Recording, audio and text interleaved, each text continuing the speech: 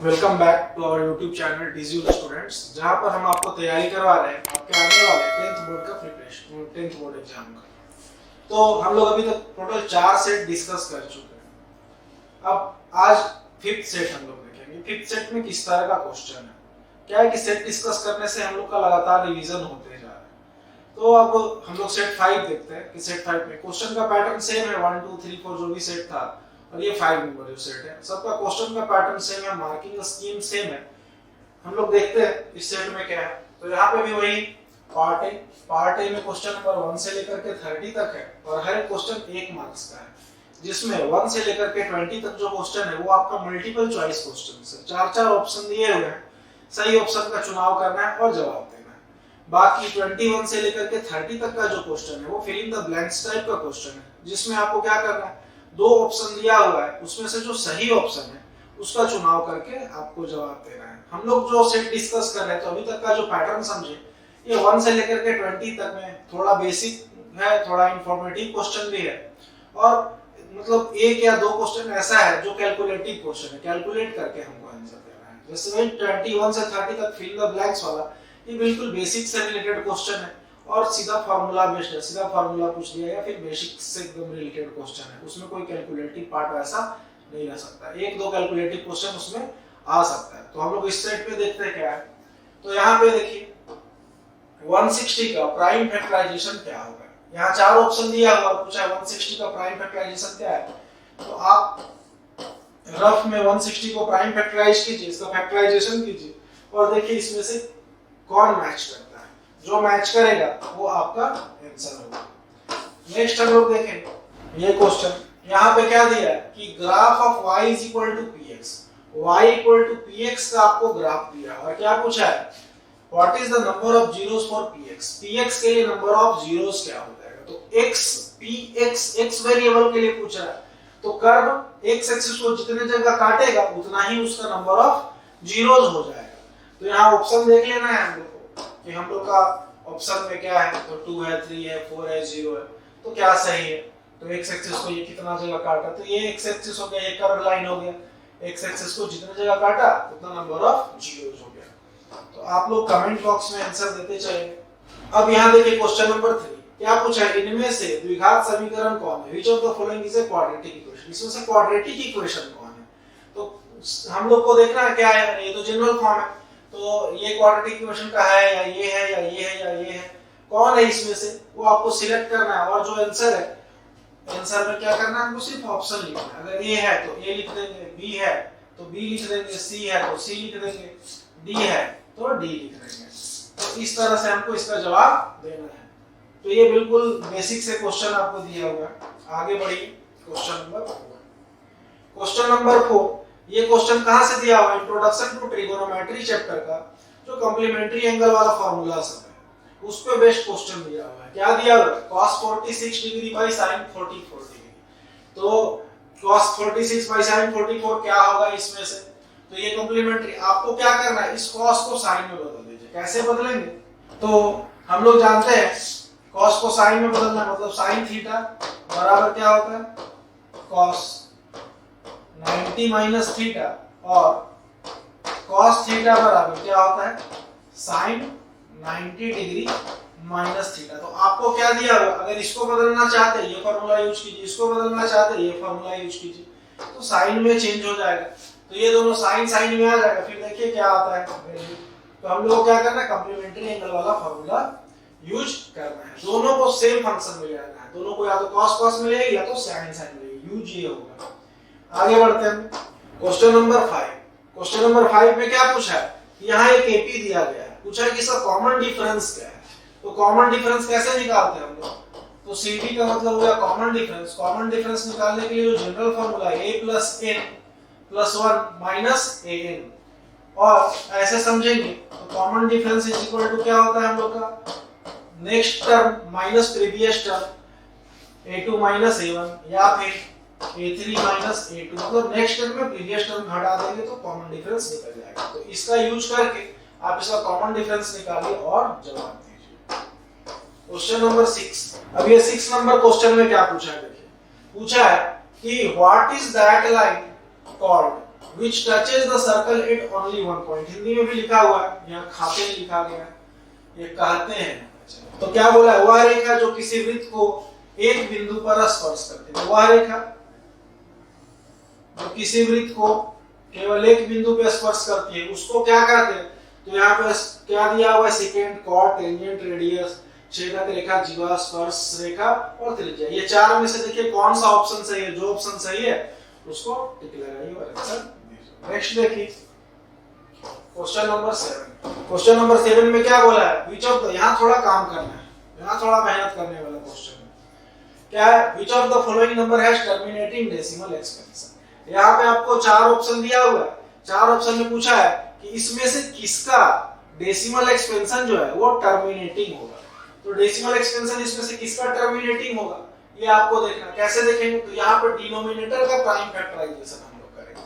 ये जो डिनोमिनेटर है इसका प्राइम फैक्टराइजेशन करेंगे। प्राइम फैक्टराइजेशन करने के बाद क्या देखेंगे, अगर वो 2 का पावर n इंटू 5 का पावर n का फॉर्म में आया तो टर्मिनेटिंग है। तो किसमें आ सकता है, कल्पनित इसमें आ सकता है, या सिर्फ इसमें होगा तो भी टर्मिनेटिंग, या फिर इसमें होगा तो भी टर्मिनेटिंग। ये तीन केस में टर्मिनेटिंग होगा, बाकी कहीं पे भी टर्मिनेटिंग नहीं होगा। तो जो जिसका डिनोमिनेटर का प्राइम फैक्टराइजेशन इस फॉर्म में आया वो टर्मिनेटिंग, जिसका इस फॉर्म में नहीं आया वो नॉन टर्मिनेटिंग। 8 में क्या दिया है, कहता है कि अगर 12 और 18 का एलसीएम 36 है तो एचसीएफ क्या होगा। तो ये रियल नंबर चैप्टर का कौन सा फार्मूला पे बेस्ड क्वेश्चन दिया हुआ है, हम लोग क्वेश्चन दिया हुआ है प्रोडक्ट ऑफ टू नंबर्स, तो इस फार्मूला पे दिया हुआ है। अब आप देख लीजिए, आपको दोनों नंबर दिया हुआ है, इसका एलसीएम दिया हुआ है, बोला एचसीएफ निकालिए। तो जो दिया हुआ उसका वैल्यू बैठाई, जो नहीं दिया वो ऑटोमेटिक निकल जाएगा। तो इस फार्मूला का यूज करना है और आगे ये क्वेश्चन डिस्कशन में और आपको हिंट्स देने में एक बार आपका पूरा फार्मूला जो है सो कम से कम रिवाइज होते जा रहा है। तो वीडियो को स्किप करके नहीं देखना है, हर एक क्वेश्चन को देखना है। अब देखिए यहाँ पे क्या दिया है, if sum and product of the zeros of a quadratic polynomial are 1 and -1/4 what will be the quadratic polynomial. NCERT में ऐसा क्वेश्चन दिया है 2.2 का क्वेश्चन नंबर 2 में। तो यहाँ पे क्या कह रहा है कि अगर सम और प्रोडक्ट किसका, तो क्वाड्रेटिक पॉलिनोमियल के जीरो का 1 और -1/4 दिया हुआ है, तो बताओ कि वो क्वाड्रेटिक पॉलिनोमियल क्या होगा। तो यहाँ पे कौन सा फॉर्मूला लगाएंगे, हम लोग जानते हैं px = क्या होता है, x² minus sum of the zeros into x plus product of the zeros. तो आप देखिए आपको दिया क्या है, तो आपको सम दिया है। सम क्या दिया है, प्रोडक्ट एंड, और प्रोडक्ट क्या दिया है इसका -1/4। तो आप इसका उपयोग कीजिए, बनाइए, देखिए इसमें से कौन सा ऑप्शन मैच करता है। जो ऑप्शन मैच करेगा वही आपका। अब यहाँ पे क्या पूछा है, which of the following are zeros of u² -4u। u² -4u का इसमें से जीरो कौन है, तो इसका जीरो आपको निकाल के देखना पड़ेगा। u² -4u = 0। इस तरह से कीजिए, इसको फैक्टराइज कीजिए। देखिए u का दो वैल्यू आएगा, वो दोनों वैल्यू जो मैच करेगा वो आपका इसमें आंसर होगा। नेक्स्ट देख रहे हैं हम लोग को 11 नंबर। यहाँ पे क्या पूछा है, नेचर ऑफ रूट पे क्वेश्चन पूछा। ये मॉडल थोड़ा ज्यादा बेहतर है पहले वाले सेट से।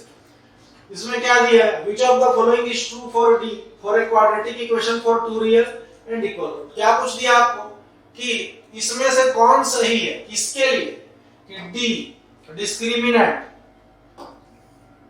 इस डिस्क्रिमिनेंट के लिए कौन सा बात सही है कि क्वाड्रेटिक इक्वेशन का दो रियल और इक्वल रूट होगा।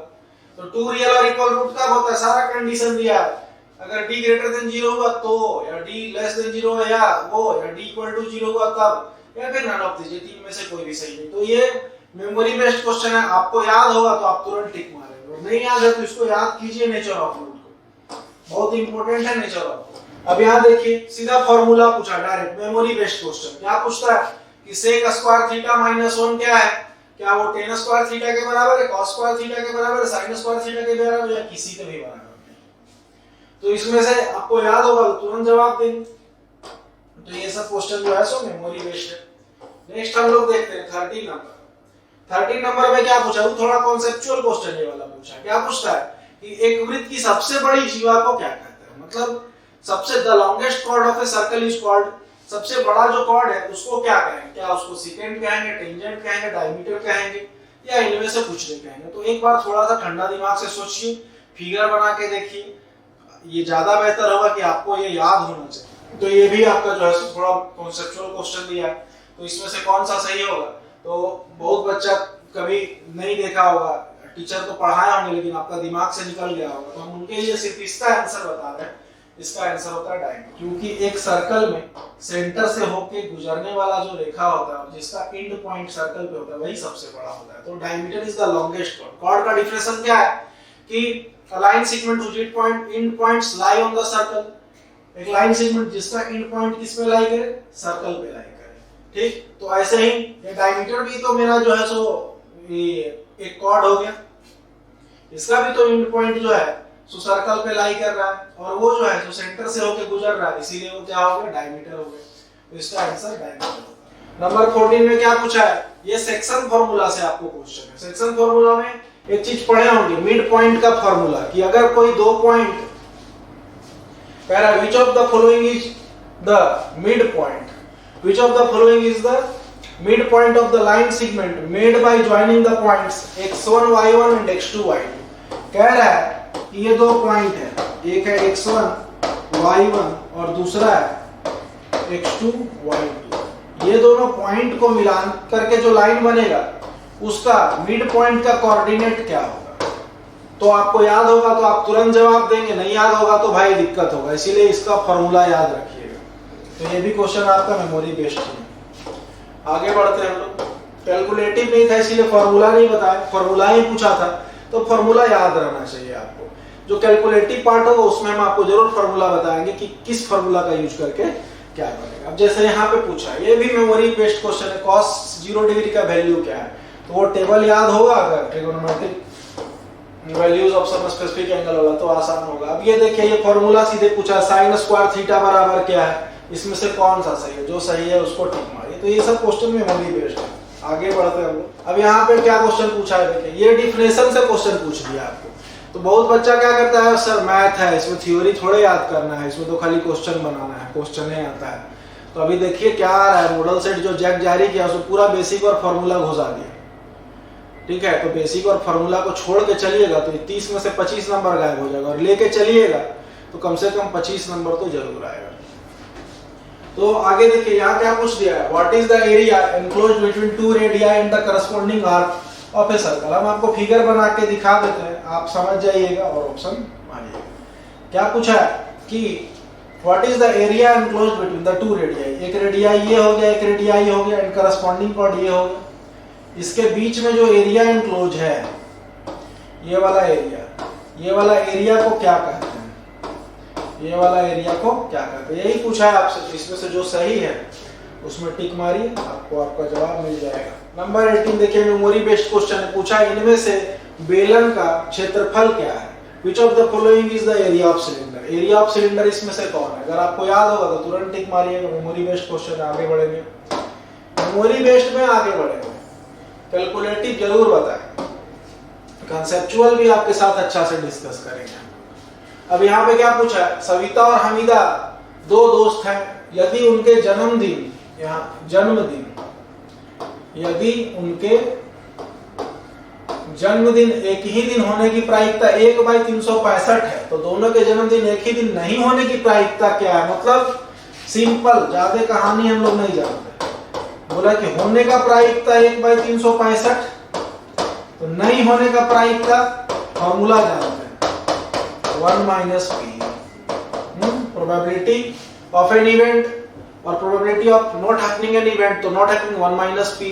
ये फॉर्मूला का यूज कीजिए, आपको आपका जवाब मिलेगा। अब यहाँ पे आइए, यहाँ क्या क्वेश्चन पूछा है, एक क्लास मार्क, क्लास इंटरवल दिया हुआ है और पूछा है कि इसका क्लास मार्क क्या है। तो क्लास मार्क का फॉर्मूला क्या होता है, class mark is equal to होता है अपर लिमिट, पूरा लिखते हैं, upper limit plus by upper limit plus lower limit by 2। इसको माइनस नहीं समझ लेना है, 20 से बहुत बच्चा समझ लेता है, इसका मतलब है 20 to 30। ठीक है, तो यहाँ पे क्लास मार्क का ये फॉर्मूला हो गया, इस फॉर्मूला का यूज कीजिए। अपर लिमिट कौन होता है, ये अपर लिमिट होता है जो बड़ा वाला नंबर है, लोअर लिमिट कौन होगा, जो छोटा वाला नंबर। ये दोनों को जोड़ना है, 2 से डिवाइड करना है, you will get your answer. Next number 21। अब नंबर 21 से लेकर के 30 तक का जो क्वेश्चन है, ये आपका क्या है, फिल इन द ब्लैंक्स। आपको भरना, एक नंबर मिलेगा और दो ऑप्शन भी दिया होगा, ठीक है। वो दो ऑप्शन में से सही ऑप्शन का चुनाव करते हुए भरना है। तो हम लोग को इसमें क्या करना है ना, पूरा आंसर लिखना है। तो एक हम लिख के दिखा देते हैं। जैसे पूछा यदि √3 अपरिमेय है तो 2 + √3 क्या होगा।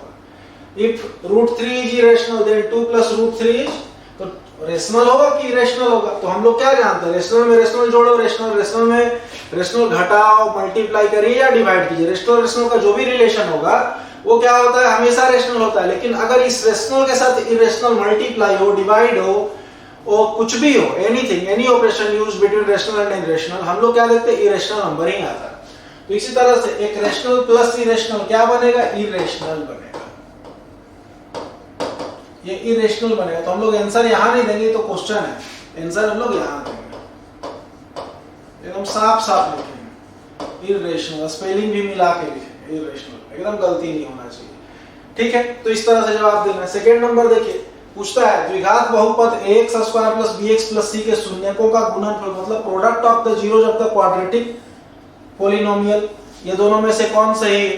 तो ये भी मेमोरी बेस्ड क्वेश्चन है। आपको पॉलिनोमियल में 2-3 ही फॉर्मूला ही पढ़ना है, relation between the coefficient and the zeros of the polynomial. तो उसमें हम लोग पढ़े ना कि sum of the zeros is equal to क्या होता है, माइनस कोएफिशिएंट ऑफ x/x²। और इसमें क्या होता है, constant by coefficient of a² product वाले में। तो जो सही है वो आप उसमें भरिए। नेक्स्ट देखिए क्वेश्चन नंबर 23 में क्या है, ये डिवीजन एल्गोरिथम वाला फॉर्मूला है, 6 से पढ़ते आ रहे हैं। पिछला सेट में डिस्कस किए थे, वहां पे क्या किया था, डिविडेंड बराबर लिख दिया था। अब यहाँ पे क्या लिख दिया, सो देखिए, divisor into quotient plus remainder equal to क्या होता है, डिविडेंड या रूट। तो ध्यान होगा आप लोग को, सब मेमोरी बेस्ड क्वेश्चन है। अब यहाँ पे देखिए, ये थोड़ा कैलकुलेट करने वाला क्वेश्चन है। पूछा है 25 -50 और -75 एक समांतर श्रेणी, इसका सर्वांतर क्या है। तो ये जो डॉट डॉट है, यहाँ कुछ नहीं भरना है, ये तो एपी का पार्ट है, भरना हमको यहाँ ये क्वेश्चन वाला पार्ट है। तो इसका कॉमन डिफरेंस निकालिए। कैसे निकालते कॉमन डिफरेंस हम लोग, a2 - a1 करके, a2 - a1 करिए, जो दोनों में मैच करेगा वो आपका आंसर, और उसको आप आंसर में लिखिए, कमेंट में आंसर देते जाइए। क्वेश्चन बहुत आसान है। अब यहाँ पे क्वेश्चन दे दिया है, थोड़ा सा मिस्टेक हो गया यहाँ पे क्वेश्चन देने में। क्या क्वेश्चन देना चाहिए था, 2 tan 30/1 + tan², ये 30 डिग्री, ये जो दिया हुआ है ये यहाँ पे भी होना चाहिए था 30 डिग्री। तो इसको बनाएंगे कैसे, इसको बनाने के लिए tan 30 डिग्री का वैल्यू हमको पता होना चाहिए। तो हम लोग उसका वैल्यू पता कर लेंगे। tan 30 डिग्री का वैल्यू होता है 1/√3, और 1 + tan² 30 डिग्री मतलब 1/√3 का स्क्वायर। आप इसको सॉल्व कीजिए, आपको आपका जवाब वहां से मिल जाएगा। आगे बढ़ते हैं, क्वेश्चन नंबर 26 में क्या है कि the distance of point pxy from the origin, origin से किसी पॉइंट का डिस्टेंस क्या है। तो ओरिजिन हम लोग जान रहे हैं, ओरिजिन क्या होता है, जहां पर x एक्सिस और y एक्सिस मिलते हैं उसको हम लोग क्या बोलते हैं, ओरिजिन। तो ओरिजिन से किसी पॉइंट pxy का डिस्टेंस पूछ रहा है। तो ओरिजिन का कोऑर्डिनेट क्या होता है, हम लोग को पता है 0 0। तो आपका x1 y1 0 0 हो गया, x2 y2 x और y हो गया। तो आप लोग डिस्टेंस फार्मूला का यूज करिए और देखिए इसमें से कौन सा सही है। तो ये थोड़ा स्टैंडर्ड क्वेश्चन था। और एनसीईआरटी में जाइएगा तो जो कोऑर्डिनेट ज्योमेट्री वाला टॉपिक है उसका समरी में लिखा हुआ है, वहां पे भी आप इसको देख सकते हैं। ऐसे बना के देखिएगा तो ज्यादा बेहतर है, लंबा टाइम तक याद रहेगा। अब यहाँ पे देखिए क्या पूछा है, साइन थीटा का। ये सब कॉन्सेप्चुअल क्वेश्चन है, एकदम स्टैंडर्ड क्वेश्चन है। ऐसा क्वेश्चन आपको इंट्रोडक्शन टू ट्रिग्नोमेट्री में भी दिया हुआ है, ट्रू फॉल्स में करके दिया हुआ है 8.1 या 8.2 में। तो यहाँ पे क्या बोलता है, value of sine theta is always, sine theta का वैल्यू 1 से हमेशा बड़ा होगा कि 1 से हमेशा छोटा होगा। तो इसको डिसीजन कैसे लेते हैं, इसका डिसीजन हम लोग ऐसे लेते हैं साइन 0 डिग्री का वैल्यू देख लेते हैं और साइन 90 डिग्री का वैल्यू देख लेते हैं। तो साइन 0 का वैल्यू तो 0 होता है, साइन 90 का 1 होता है। तो 0 से लेके 90 तक में क्या है, 0 से लेके 1, तो हमेशा 1 से छोटा होगा कि 1 से बड़ा होगा। आप इसका जवाब खुद 28। अब यहाँ पे क्या पूछा, एकदम शंकु का छिन्नक। मतलब छिन्नक, सब लोग अगर फिगर उसका ध्यान में होगा तुरंत जवाब दे देगा। क्या पूछा है क्वेश्चन? शंकु का छिन्नक का दोनों आधार, मतलब फ्रस्टम का दोनों आधार, ये आधार और ये आधार, तो कहता है कि bases of the frustum of cone are same. क्या दोनों बेस सेम है? ये फ्रस्टम है कोन का, तो क्या इसका दोनों बेस बिल्कुल सेम है या अलग है? तो आपको दिख रहा है, आप आसानी से जवाब दे सकते हैं। ये क्वेश्चन नंबर देखिए नेक्स्ट, ये भी कैलकुलेटिव क्वेश्चन है, एपी से दिया हुआ, ऐसा क्वेश्चन हम लोग बनाए हैं सेकंड एक्सरसाइज में, इसका 5.2 में। ये क्या दे दिया आपको? ए दे दिया और आपको A3 दे दिया। A3 का मतलब क्या होता है? A3 का मतलब तो A + 2D होता है, और A + 2D = आपको 26 दे दिया, A भी दे दिया। अब इसको आप सॉल्व कीजिए, आपको D मिल जाएगा, और आपको निकालना क्या है? A2। तो A2 = क्या होता है? A + D। A आपको मिल ही गया और D आप इससे निकाल ही लीजिएगा, बस बैठा दीजिए, आपको आपका जवाब तुरंत मिल जाएगा। नेक्स्ट देखिए, अब ये वाला किस पे बेस्ड क्वेश्चन है? आइडेंटिटी, ट्रिगोनोमेट्रिक आइडेंटिटी का पहला आइडेंटिटी। क्या था उसमें? उसमें था, तो इसको सॉल्व करने उड़ने का जरूरत नहीं है। क्या है? sin square theta plus cos square theta जो होता है वही sin square 30 degree plus cos square 30 degree भी होगा। वही sin स्क्वायर अगर 125 डिग्री लिखा हुआ है, हमको 125 डिग्री का वैल्यू पता नहीं है, प्लस cos स्क्वायर 125 डिग्री, इसका भी वैल्यू वही होगा। तो आप लोग के सामने जवाब है, दो ऑप्शन है, सही ऑप्शन का चुनाव करते हुए जवाब दें। अब देखिए यहाँ पे क्वेश्चन नंबर 31 से 40 तक का दो नंबर का क्वेश्चन, ये very short answer type question है, छोटा छोटा इसका आंसर करने वाला। क्या पूछता है? Find the zeros of 4s² - 4s + 1। यहाँ एक आपको क्वाड्रेटिक पॉलिनोमियल दिया, बोले कि इसका इक्वेशन, इस क्वाड्रेटिक पॉलिनोमियल का जीरो निकालो। तो हम लोग कैसे निकालते हैं? 4s² - 4s + 1 = 0 करिए, इसका मिडिल टर्म तोड़िए, इसका दो वैल्यू आएगा, आपको दोनों जीरो मिल जाए। अब यहाँ पे देखिए 32 में क्या दिया है? 32 में दिया है sec थीटा = 3/4। तो sin थीटा और tan थीटा का वैल्यू निकालिए। तो sec थीटा बराबर क्या होता है? sec थीटा बराबर तो होता होगा h/b, मतलब आपको h और b दे दिया है। h आपको दे दिया 3k और b दे दिया है आपको 4k। यहाँ से आपको क्या निकाल लेना है? p निकाल लेना है। अब पूछ रहा है क्या आपसे? sin थीटा, तो sin थीटा बराबर क्या होता है? p/h। आप p निकाल लीजिएगा, h आपके पास है, आप sin थीटा का वैल्यू बता सकते हैं। tan थीटा आप p निकाल लीजिएगा, b आपके पास है, tan थीटा = p/b, वो दोनों का वैल्यू पुट कर दीजिए, आपको tan थीटा का वैल्यू मिल जाएगा। तो इस तरह से इस क्वेश्चन को हम लोग सॉल्व करेंगे। तो ये p कैसे निकलेगा? पाइथागोरस थ्योरम लगा। अब इसमें क्या पूछा है? Find the distance between given points. यहाँ पे दो पॉइंट दिया हुआ, बोला कि इसका डिस्टेंस निकालो। तो इसका डिस्टेंस कैसे निकालेंगे? हम लोग तुरंत मार्क कर देंगे कि ये x1 हो गया, ये y1 हो गया, ये x2 हो गया और ये y2 हो गया। और हम लोग डिस्टेंस फार्मूला जानते हैं। डिस्टेंस फार्मूला क्या है? x2 - x1 whole square plus y2 - y1 whole square. बस ये आप x1, x2, y2, y1 का वैल्यू यहाँ पुट कीजिए, you will get your answer. तो डिस्टेंस निकालने के लिए डिस्टेंस फार्मूला का यूज करते हैं। 34 में क्या क्वेश्चन दिया हुआ है? ध्यान से देखिए, यहाँ लिखता है कि sec 4a = cosec a - 20 degree, where 4a is an acute angle, find the value of a। आपको ये वाला a का वैल्यू निकालना है। कब निकालना है? जब एक ऐसा इक्वेशन दिया है। कैसा इक्वेशन? तो sec 4a = cosec a - 20 degree, ये दिया हुआ है।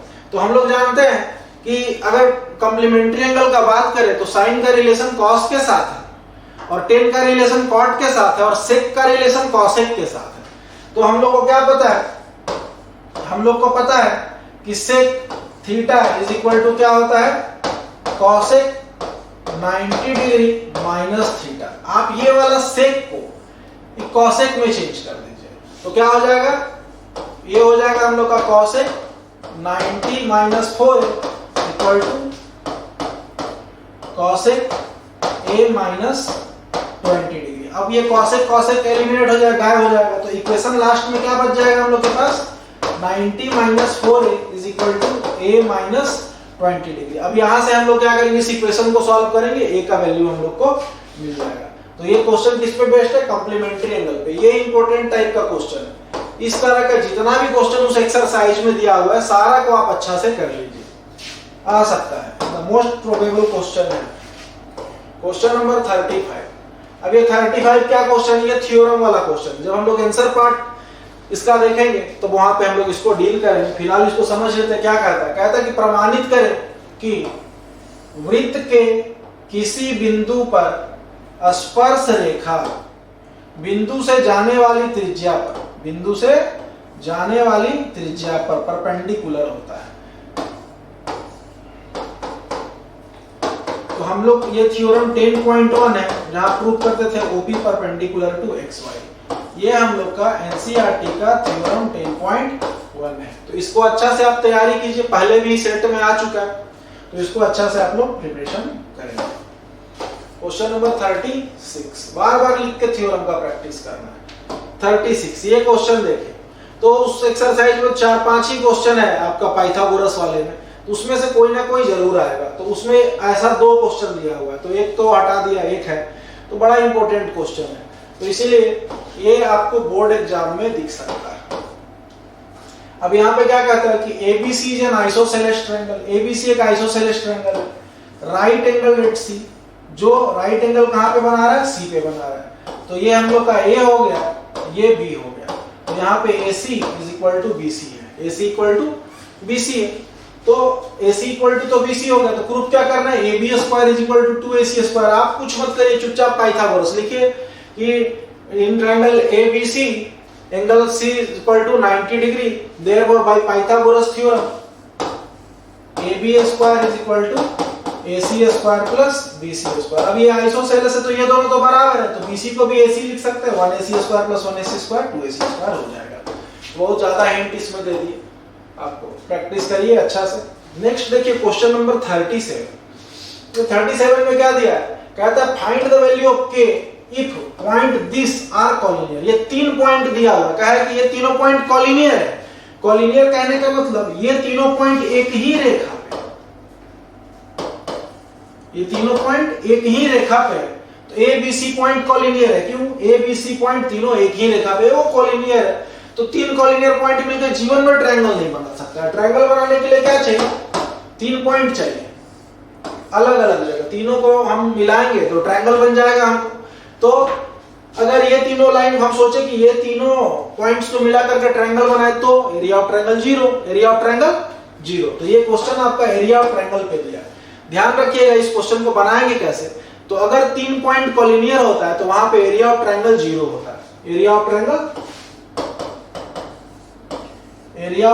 क्या हो जाएगा हम लोग का? 0 हो जाएगा। तो एरिया ऑफ ट्रायंगल का यहाँ पे इधर साइड में फॉर्मूला लगाइए, इक्वल टू 0, इक्वेट कीजिए, you will get your answer. तो याद क्या रखना है? For collinear points area of triangle equal to 0। अब यहाँ पे देखिए, यहाँ क्या क्वेश्चन दिया है। हम AB में बार बार बोलते हैं जब भी सेट डिस्कस करते हैं या जब भी आंसर डिस्कस करते हैं, तो एक बात बोलते हैं, जो दिया है उसी से आगे बढ़ना है, जो नहीं दिया है वो पता रखना है कि ये वाला नहीं दिया है, हमको ध्यान में रहना चाहिए यही वाला नहीं दिया, इसी को निकालना है, ठीक। और जो दिया है उसी से आगे बढ़ते हुए उसको हम निकाल लेंगे। तो कैसे? तो इक्वेशन टाइप क्वेश्चन।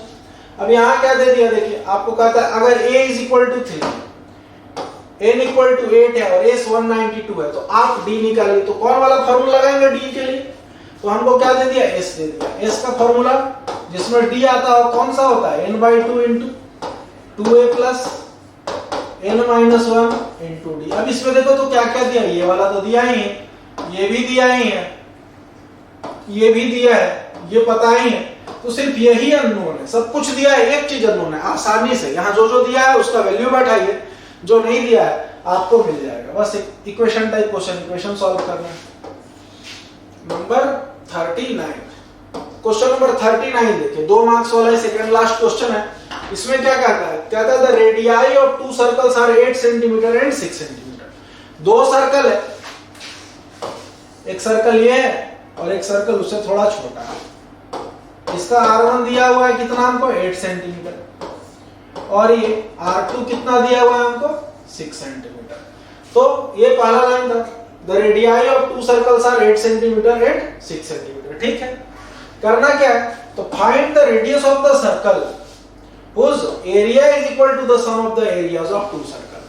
तो उस सर्कल का आपको रेडियस निकालना है। किस सर्कल का, तो जिस सर्कल का एरिया ये दोनों के सम के बराबर हो। मतलब कह रहा है कि एक सर्कल है जिसका एरिया जो होगा, इसका जो एरिया होगा वो एरिया क्या होगा, पाई r1 square plus pi r2 square. तो कह रहे ये वाला सर्कल का एरिया निकालो जिसका एरिया क्या है, बाकी दोनों छोटा छोटा जो सर्कल है इसका एरिया का सम के बराबर है। तो सपोज इसका वाला को आप मान लीजिएगा कैपिटल R, तो आपका एक इक्वेशन बन जाएगा pi r square is equal to pi r1 square plus pi r2 square. आप इस इक्वेशन को सॉल्व करेंगे और आपको आपका जवाब मिल जाएगा।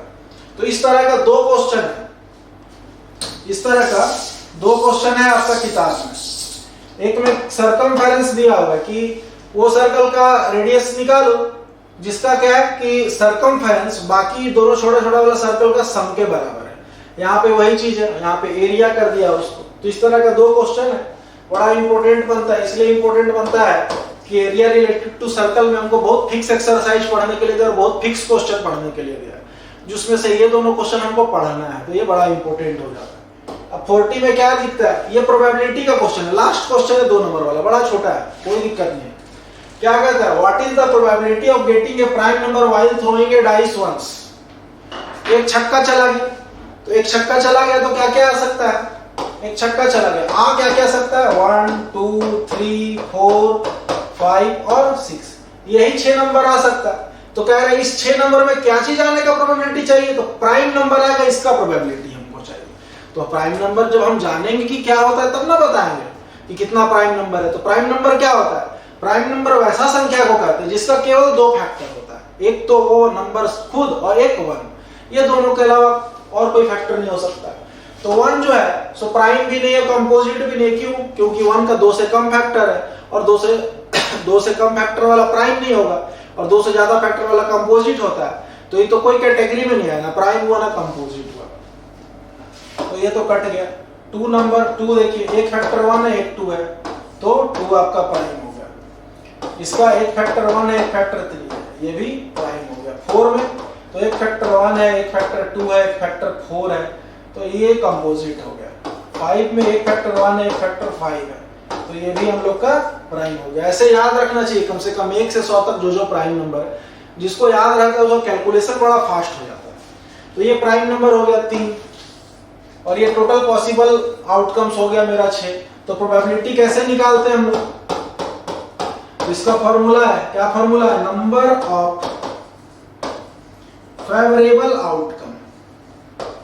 मतलब जो आपको चाहिए उसका फेवर में कितना आउटकम है, बाय टोटल पॉसिबल आउटकम्स।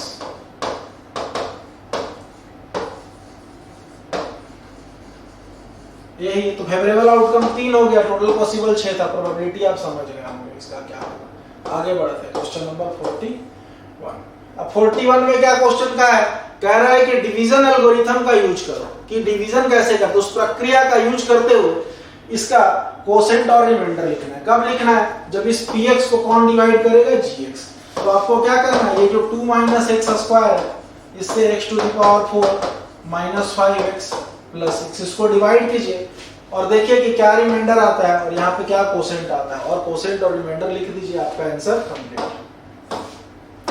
तो अब जो क्वेश्चन है 41 से लेकर के 45, ठीक है, ये शॉर्ट आंसर टाइप, वो बहुत शॉर्ट था 2 नंबर वाला, ये थोड़ा शॉर्ट है।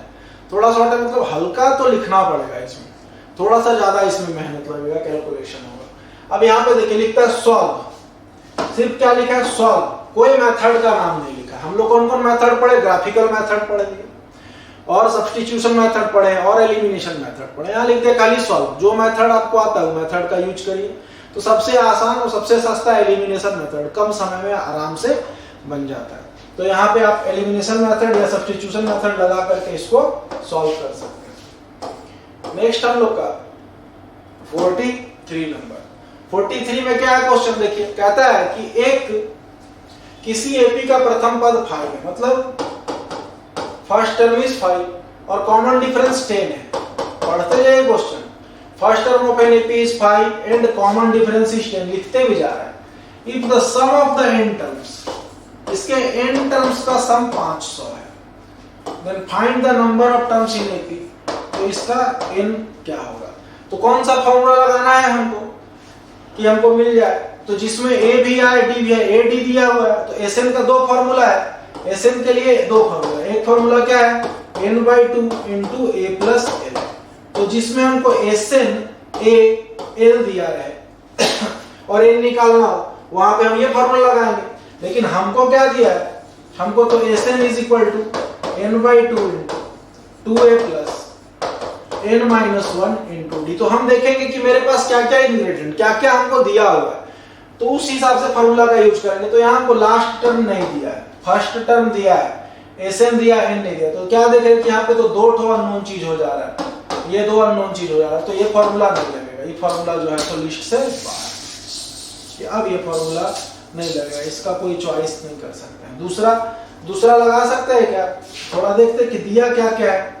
तो ये थिंकिंग प्रोसेस है, सोचना कैसे है कि क्या दिया। तो आपको एसएन दिया है, यस, बहुत अच्छा, ए दिया है, यस, डी दिया है, यस, तो अननोन क्या बचा, सिर्फ एक चीज बचा अननोन, ये वाला एन, तो इसीलिए हम इसी फॉर्मूला का चुनाव करेंगे और इसी को लगाएंगे, जो दिया है उसका वैल्यू बैठाएंगे, जो नहीं दिया वो ऑटोमेटिक निकल जाएगा। Question number 44। अब ये क्वेश्चन आपका एक्सरसाइज 8.4 से, इसमें क्या कहता है कि prove that 1 + tan square theta by 1 + cot square theta बराबर tan स्क्वायर थीटा। हम आपको सबसे अच्छा तरीका इसको बताते सॉल्व करने का, 1 + tan स्क्वायर थीटा किसके बराबर है, 1 + cot स्क्वायर थीटा किसके बराबर है, वो दोनों को लिख दीजिए और समझिए कि sec स्क्वायर थीटा नीचे आता तो क्या हो जाता, cos स्क्वायर थीटा का रेसिप्रोकल ऊपर चला जाएगा तो क्या हो जाएगा, sin square theta by cos square theta, और sin theta by cos theta tan theta होता है, इसीलिए sin square theta by cos square theta tan square theta हो जाएगा। ये ऑटोमेटिक प्रूफ हो गया, बहुत आसान प्रूफ है 4 नंबर में नहीं रहना चाहिए। 45 में क्या है, ये क्वेश्चन कंस्ट्रक्शन का है, इसमें दो पार्ट होता है इस तरह का क्वेश्चन। इसमें दो पार्ट क्या है, पहले तो बोलता है एक त्रिभुज बनाओ, एक त्रिभुज एबीसी बनाइए, जिसमें क्या क्या दिया हुआ है आपको बीसी, तो कभी भी बनाइएगा तो उसके पहले उसका रफ डायग्राम जरूर बनाइएगा। तो कहता है एक त्रिभुज एबीसी बनाओ, चलिए बना देते हैं, जिसमें दिया क्या क्या है, दिया है बीसी और एबी और एंगल एबीसी, तो बी सी, तो हमको ये वाला एंगल दिया हुआ 60 डिग्री, और क्या दिया है, बीसी दिया है 6 सेंटीमीटर, और क्या दिया है हम लोग को, AB 5 सेंटीमीटर। तो ट्रायंगल मेरा बन जाएगा एसएएस के से साइड एंगल साइड, पहले से ये साइड बनाएंगे, 60 डिग्री ड्रॉ करेंगे, इसको बढ़ाएंगे और 5 पे काट लेंगे, तो आपको एक पॉइंट मिल जाएगा, मिला दीजिएगा आपको ट्रायंगल, कितना कर दीजिए, एक नंबर खत्म, मिल गया। दूसरा पार्ट में क्या कहा है, दूसरा पार्ट में कहा है देन ड्रॉ, बना लोगे तब करना, क्या करना, दूसरा ट्रायंगल बनाना जो इसका एबीसी का सिमिलर हो और जिसका साइड इसका करस्पॉन्डिंग साइड के साथ का 3/4 हो। मतलब कहने का मतलब क्या हो गया, कहने का मतलब वो दोनों का अगर हम एबीसी बनाते हैं और A B dash C dash बनाते हैं, तो इसका कहने का मतलब है कि AB बाई AB डैश जो है मेरा 3/4 हो, ये इसका कहने का मतलब है इस क्वेश्चन में। तो हमको सिमिलर ट्रायंगल बनाना है, कैसे बनाते हैं हम लोग को मालूम है, ट्रायंगल बन गया, ये एक्यूट एंगल ड्रॉ कर दिए, कितना पार्ट में इसको बांटेंगे, तो यहाँ पे देख लेंगे फ्रैक्शन क्या है, तो 3/4, तो जो ज्यादा रहता है उतना पार्ट में बांटते हैं और मिलाते किसको हम लोग, हमेशा डिनोमिनेटर को मिलाते हैं, ये डिनोमिनेटर को मिला दिए। अब इसके पैरेलल कहाँ पे ड्रॉ करेंगे, तीसरे वाला पॉइंट पे, 1 2 3 यहाँ पे, ये यहाँ पे कटा।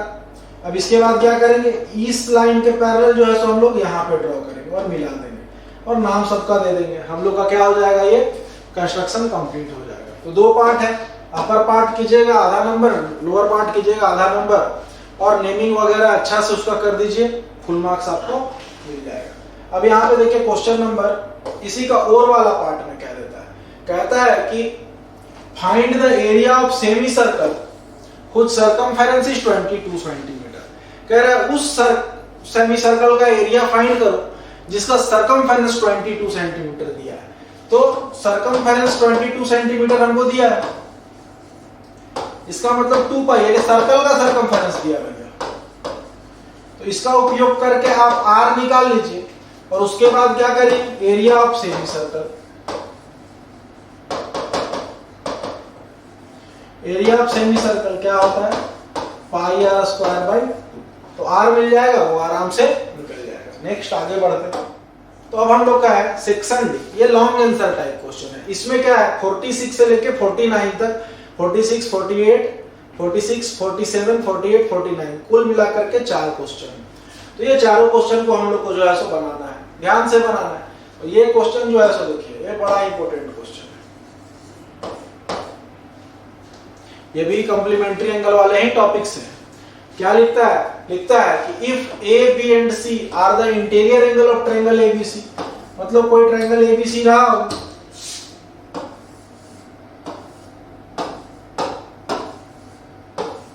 कोई ट्रायंगल एबीसी रहा होगा। इस एबीसी ट्रायंगल में क्या कहता है कि ये ए बी सी तीनों इसका इंटीरियर एंगल है। अब इंटीरियर एंगल है तो क्या हो गया उससे, तो इंटीरियर एंगल है तो angle A plus angle B plus angle C करेंगे तो कितना डिग्री आना चाहिए हम लोग का, angle A plus angle B plus angle C करेंगे तो हम लोग का 180 डिग्री आना चाहिए। तो अभी सॉल्यूशन पार्ट में तो जाएंगे नहीं, बट हिंट आपको दे देते हैं, इज इक्वल टू 180 डिग्री, जिसमें एक एंगल आपका ये तो 90 हो गया। तो angle A plus angle B is equal to क्या हो गया, 180 minus angle C. It means what, 180 minus 90 degree. तो आपका angle A plus angle B, ये जो है so angle A plus angle C, sorry 46 में क्या दिया है, if A B C are the interior angles of triangle ABC. ABC क्या है, किसी ट्रायंगल एबीसी का इंटीरियर एंगल है। तो आपको दिखाना है sine B plus C by 2 is equal to cos A by 2, कि sine B plus C by 2 जो है सो वो कॉस ए बाई 2 के बराबर होता है। तो हम लोग जानते हैं कि किसी भी 3 एंगल को जोड़ेंगे ट्रायंगल का तो वो 180 डिग्री आएगा। तो आप लोग को इसमें एंगल सम प्रॉपर्टी, हिंट सम दे रहे हैं, angle sum property of A triangle, इसका यूज करिए। दूसरा कॉम्प्लीमेंट्री एंगल्स वाला जितना भी फॉर्मूला है तो उसमें साइन और कॉस के लिए जो रिलेशन है उसका यूज कीजिए। ये दोनों का यूज कीजिएगा, आपका 46 सॉल्व हो जाएगा। और इस एक्सरसाइज के लिए ये इंपॉर्टेंट क्वेश्चन बन जाता है, क्योंकि ज्यादातर क्वेश्चन डिलीट कर दिया गया है। तो ये क्वेश्चन क्या है कि बच गया, डिलीट नहीं हुआ, इसीलिए ये क्वेश्चन बहुत ज्यादा इंपॉर्टेंट बन जाता है। नेक्स्ट हम लोग देखते हैं 46 के बाद 47 में क्या दिया है, 2 क्वेश्चन का ऑप्शन है, जिसमें आप ज्यादा कॉन्फिडेंट होंगे उसी को बनाइए। ये क्या लिखता है, a frustum of a cone which has its base diameter 28 cm and 40 cm, its height is 35 cm, find the volume of air in it। क्या कह रहा है कि ये एक फ्रस्टम है, इस फ्रस्टम में क्या दिया हुआ है आपको, बेस डायमीटर दिया हुआ है, बेस डायमीटर दिया हुआ है। एक फ्रस्टम है जिसमें बेस डायमीटर है, एक आपको 28 सेंटीमीटर है और एक आपको 14 सेंटीमीटर दिया हुआ है। और क्या दिया हुआ है, इसका आपको हाइट दिया हुआ है, इसका हाइट आपको 35 सेंटीमीटर दिया है। पूछा क्या है कि बताइए कि इसमें कितना एयर कंटेंट है, मतलब क्या निकालना है आपको, वॉल्यूम ऑफ द फ्रस्टम निकालना है। वॉल्यूम ऑफ फ्रस्टम का फॉर्मूला ध्यान में होगा आप लोग को, उसका यूज कीजिए और इसको बनाइए। इसी का और वाला पार्ट में क्या कहता है कि एक फ्रस्टम है, एक फ्रस्टम है, इसमें क्या दिया है, यहाँ डायमीटर लिखा गया, ये रेडियस त्रिज्या। तो इसका क्या है, इसका बेस का रेडियस आपको दिया हुआ है, एक 28 सेंटीमीटर और एक 14 सेंटीमीटर, और इसका हाइट आपको दिया हुआ है 25 सेंटीमीटर। और पूछा क्या, find its lateral surface area, कि इसका लैटरल सरफेस एरिया फाइंड करो। तो लैटरल सरफेस एरिया का फॉर्मूला लगाना है, आपको इसका जवाब मिल जाएगा, क्योंकि सब कुछ दिया हुआ है, R1 है, R2 है और H दिया हुआ है। अब देखिए क्वेश्चन नंबर 48 में क्या हो गया, तो कहता है कि a statue 1.6 metre tall stands on the top of a pedestal. एक स्टैचू है जो कि 1.6 मीटर टॉल, वो किस पे खड़ा है, एक पेडेस्टल पे खड़ा है। हम लोग देखें अपना चौक चौराहा में जो है सो बहुत सारा चबूतरा लगा रहता है, मूर्ति लगा रहता है। मूर्ति किस पे खड़ा रहता है, कोई ना कोई चबूतरा पे खड़ा रहता है। तो सपोज ये वाला मूर्ति है, कोई एक पेडेस्टल पे खड़ा है, एक पेडेस्टल पे खड़ा है। तो इसका क्या क्वेश्चन बन रहा है, कह रहा है कि ये ग्राउंड पे खड़ा है। The angle of elevation of the top of the statue is 60 degree and from the same point the angle of elevation of the top of the pedestal is 45 degree. कहता है कि ग्राउंड में किसी point से किसको देखा, तो एक बार इसका टॉप को देखा, एक बार इसका टॉप को देखा। तो जब इसका टॉप को देखा, एक बार इसका टॉप को देखा, तो टॉप को देखा उस ग्राउंड से, ग्राउंड में उस पॉइंट से, तो कितना डिग्री का एंगल बना, 60 डिग्री का एंगल बना। और जब पेडेस्टल का टॉप को देखा, मतलब वो जो मूर्ति उसका फुट को देखा, तो कितना डिग्री का एंगल बना, 45 डिग्री का एंगल बना। ठीक है, और क्या दिया हुआ इसमें हम लोग को, इस पे कितना ऊंचा मूर्ति लगा हुआ है, तो 1.6 मीटर, 1.6 मीटर जो है सो ये मूर्ति का हाइट हम लोग को मालूम है 1.6 मीटर। निकालना क्या है, find the height of the pedestal. ये पेडेस्टल का हाइट निकालना। फिगर आपका हम सुधार के बना देते हैं, फिगर आपका ऐसा बनेगा, ये स्टैचू है, ये 1.6 मीटर दिया हुआ है, आपको हाइट ऑफ द पेडेस्टल ये निकालना है। ये आपका 45 डिग्री है और ये आपका 60 डिग्री है।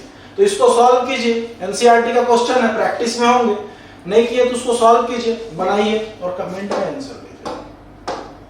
इसी का और वाला पार्ट में देखिए क्या कहता है कि 7 from the top of a 7 metre high building. कहां से, तो 7 मीटर हाई बिल्डिंग से, कोई बिल्डिंग है जो कितना है, तो 7 मीटर ऊंचा है, 7 मीटर हाई बिल्डिंग से the angle of elevation of the top of A cable tower. कोई केबल टावर है, कोई केबल टावर है, ये हम लोग का एक केबल टावर है। ठीक, तो कहां से, तो यहां से एंगल इस बिल्डिंग का टॉप से, ये केबल टावर का टॉप, इसका एंगल ऑफ एलिवेशन 60 डिग्री है, इसका एंगल ऑफ एलिवेशन कितना डिग्री है, 60 डिग्री है। और कहता है इसका फुट से और नमन कोण 45 डिग्री, मतलब एंगल ऑफ डिप्रेशन 45 डिग्री। कहां से, इसका जो है सो हम लोग यहां से देखेंगे, ये टावर का फुट का ये 45 डिग्री बन रहा है एंगल ऑफ डिप्रेशन, तो इसको मिला देंगे तो ये 45, तो ये भी 45। फिगर कैसा बना हम लोग का, फिगर हम लोग का ऐसा बना,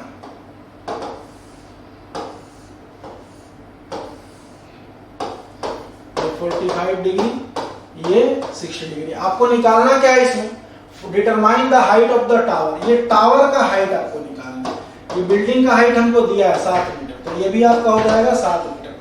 ये वाला पार्ट सिर्फ निकाल लीजिए, आपका हाइट ऑफ द टावर निकल गया। नेक्स्ट देखिए क्वेश्चन नंबर 49। इसमें क्या किया है, ये एक डाटा आपको दिया हुआ सिंपल, क्या बोलता है, दिए गए आंकड़ों का माध्य ज्ञात कीजिए, find the mean of the given data. तो क्या है कि डाटा बड़ा छोटा छोटा, इसीलिए इसमें डायरेक्ट मेथड लगा दीजिएगा, डायरेक्ट मेथड। क्या लगेगा formula, x bar is equal to sigma fi xi by sigma fi। दूसरा वाला क्या है हम लोग का, दूसरा इसका क्या निकालना है, मीडियन निकालना है। तो मीडियन का फॉर्मूला हम लोग को मालूम है, तो मीडियन निकालेंगे। तो मीडियन का फॉर्मूला क्या होता है, l plus n/2 minus cf by f into h। अब यहाँ पे ध्यान क्या रखना है, क्या हम cf का मतलब जान रहे, क्या हम f का मतलब जान रहे, क्या n/2 का मतलब जान रहे, क्या l का मतलब जान रहे। तो एक क्वेश्चन का प्रैक्टिस कीजिएगा, आपका ये आराम से बन जाएगा। l का मतलब क्या है, lower limit of the median class. cf का मतलब क्या है, cumulative frequency of the class just preceding the median class. f का मतलब क्या है, frequency of the median class. h का मतलब क्या है, क्लास साइज। ये सारा चीज है। तो अब यहाँ पे समझ में आ रहा, बार बार मीडियन क्लास बोल रहे हैं, मीडियन क्लास क्या होता है। तो मीडियन क्लास के लिए क्या करना पड़ता है हम लोग को, इसका cf निकालिए, क्यूमुलेटिव फ्रीक्वेंसी। यहाँ पे एक टेबल है, तो ये कैसे निकलता है, तो सॉल्यूशन पार्ट में बताएं। आप क्या करिए, cf निकालिए। और मीडियन क्लास कैसे निकलेगा, तो मीडियन क्लास n/2 से निकलता है। n का मतलब होता है सिग्मा f, सिग्मा f/2। और सिग्मा f का मतलब क्या होता है, इसका सम, इसका सम आपका सिग्मा f हो जाता है। तो हमको क्या देखना, मीडियन क्लास कैसे निकलेगा, ये n/2 से ठीक ज्यादा जो वाला होगा, n/2 से ठीक ज्यादा जो कम्युलेटिव फ्रीक्वेंसी होगा वही मेरा मीडियन क्लास हो जाएगा। जैसे ही मीडियन क्लास निकल गया, आपका सारा कुछ निकल गया। तो फॉर्मूला का यूज कीजिए, फॉर्मूला का जो उसमें जो भी कंटेंट्स है, जो उसका एलिमेंट्स है, वो सब एलिमेंट्स का अच्छा सा डिफिनेशन याद रखिए, आपको मिनी मीडियन मोड में कोई परेशानी नहीं होगी। तो इस तरह से हम लोग 5 सेट जो है सो अभी तक आपके साथ डिस्कस कर चुके हैं। अब हम लोग के चैनल के साथ बने रहिए ताकि आपका तैयारी कंटिन्यू रहे। साथ ही हमारे चैनल को सब्सक्राइब करें और बेल आइकन दबा दें ताकि आने वाला वीडियो का नोटिफिकेशन आपको मिल जाए। तब तक धन्यवाद।